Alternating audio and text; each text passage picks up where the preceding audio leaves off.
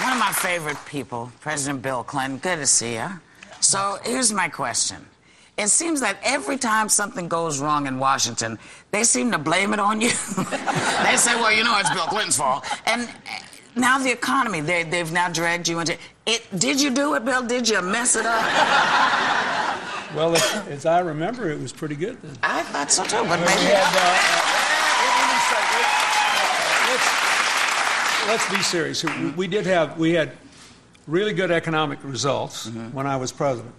We had lots of jobs. We ran surpluses. We had a reduction in poverty. In my second term, for the first time in almost 30 years, inequality was going down. That is, people at the middle and bottom were rising faster in percentage terms than people at the top. That was all good.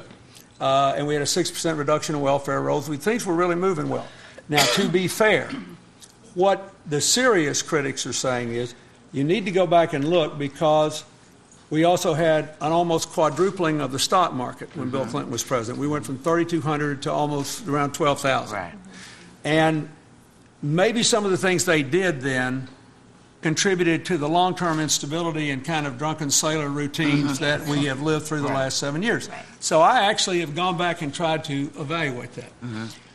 I think that the thing most often cited, that we repealed a bill called Glass-Steagall, which said that banks couldn't get into investment banking.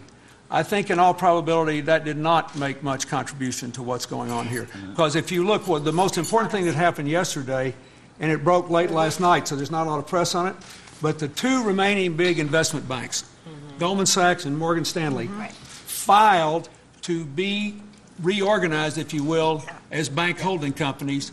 Now, from a taxpayer's point of view, you may say, oh, this is bad. This means they can borrow money from the Federal Reserve.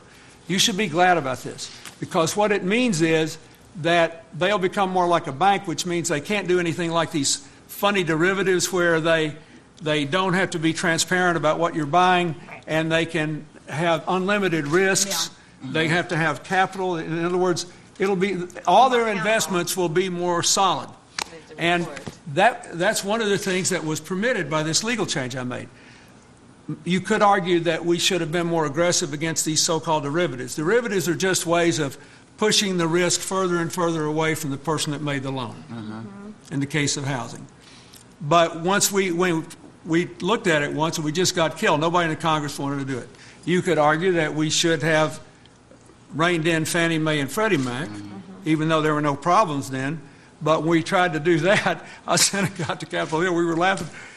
We had both the Democrats and Republicans all over us because they had so much political money to give out. That was a mess. It's an embarrassment to America, and I'm glad we got it fixed.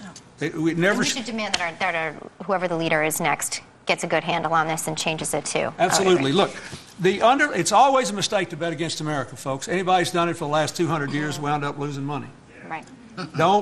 But we basically made too much money out of money. We can go through this whole thing if you want. But essentially, it's only an hour show. And wild, we do want to talk about your initiative. Risk-taking, unaccountability has led us to this.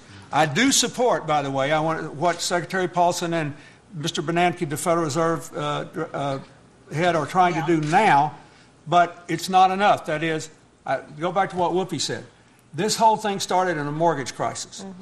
Most of these people who are being foreclosed on are good, honest people who could make a mortgage payment.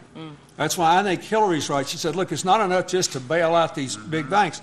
You need to set up a deal like we had in the Depression and renegotiate all these people's mortgages and give them a mortgage they can pay, and we might actually wind up making money. That's what